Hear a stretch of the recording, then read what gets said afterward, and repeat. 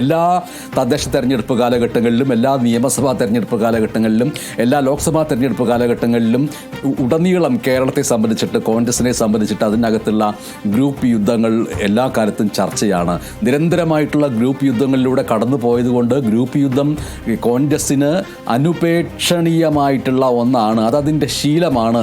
അതിനോട് പൊരുത്തപ്പെടുന്ന രീതിയിൽ പോലും അണികളും മാറിയിട്ടുണ്ടോ എന്ന് പറയാവുന്ന രീതിയിലാണ് കോൺഗ്രസിൻ്റെ ചരിത്രം പരിശോധിച്ചാൽ കെ കരുണാകരൻ്റെ കാലത്തും AK ആൻ്റണിയുടെ കാലത്തും ഉമ്മൻചാണ്ടിയുടെ കാലത്തും ഒക്കെ പിന്നീട് ഈ നിമിഷം വരെയും ആ ഗ്രൂപ്പ് കളിയുടെ പ്രതലങ്ങൾ ഏത് രീതിയിലാണ് കേരള രാഷ്ട്രീയത്തിൽ കോൺഗ്രസിനെ അതിൻ്റെ ഐഡൻറ്റിറ്റിയുടെ ഭാഗം കൂടിയാക്കി മാറ്റിയിട്ടുള്ളത് എന്ന് നമ്മൾക്ക് മനസ്സിലാക്കാൻ കഴിയും. പക്ഷേ ഇവിടെ അത് തുടർഭരണത്തിലേക്ക് പോകുന്ന ഒരു സംസ്ഥാന സർക്കാരിൻ്റെ മുമ്പിൽ നിന്നിട്ട് വേണമോ ഈ ഗ്രൂപ്പ് കളി ഇപ്പോഴും എന്നുള്ള ചോദ്യം വളരെ പ്രധാനമാണ്, പ്രസക്തമാണ്.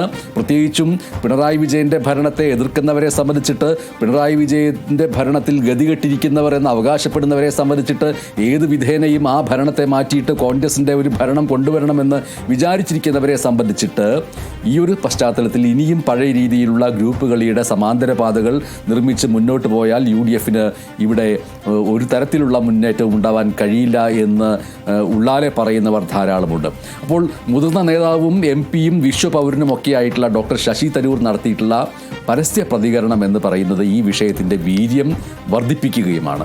ബീഹാറിലെ തോൽവിയെക്കുറിച്ച് അദ്ദേഹത്തോട് ചോദിക്കുകയുണ്ടായി മാധ്യമപ്രവർത്തകർ. ബീഹാറിലെ നിയമസഭാ തെരഞ്ഞെടുപ്പിൻ്റെ ഫലം വന്നതിൻ്റെ തൊട്ട് പിറകെ തന്നെ ആ സമയത്ത് ശശി തരൂർ ആദ്യമേ തന്നെ പറഞ്ഞത് അവിടുത്തെ പ്രചാരണത്തിന് എന്നെ ക്ഷണിച്ചിരുന്നില്ല, അതുകൊണ്ട് ഞാൻ അതേക്കുറിച്ച് പറയുന്നതിൽ ഉചിതനായിട്ടുള്ള വ്യക്തി അല്ല എന്നുള്ളതിലേക്കാണ്.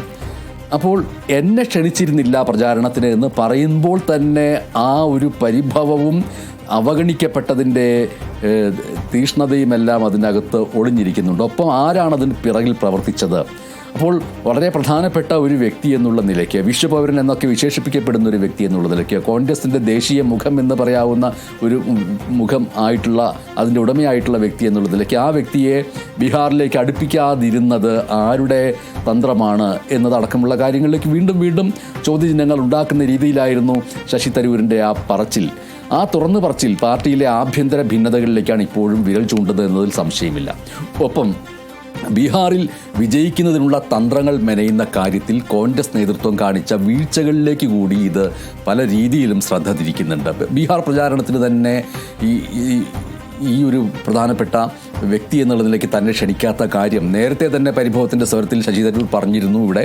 അപ്പോൾ ക്ഷണിക്കാൻ അവിടെ കല്യാണമൊന്നുമല്ലല്ലോ നടക്കുന്നത്, പാർട്ടിയുടെ ഏത് നേതാവിനും സ്വയമേവ അവിടെ പോയി പ്രചാരണം നടത്താവുന്നതാണ് എന്നായിരുന്നു അന്നത്തെ ചില കോൺഗ്രസ് നേതാക്കൾ നടത്തിയിട്ടുള്ള മറുവാദങ്ങളും പരിഹാസവാക്കുകളും. എന്തായാലും ബീഹാർ ഫലം നിരാശാജനകമാണ് എന്നും പാർട്ടിയുടെ തന്ത്രപരവും ആശയപരവും സംഘടനാപരവുമായിട്ടുള്ള തോൽവികൾ ഗൗരവമേറിയ ആത്മപരിശോധനയ്ക്ക് വിധേയമാക്കണമെന്നുമാണ് ശശി തരൂർ ആവശ്യപ്പെട്ടിരിക്കുന്നത്.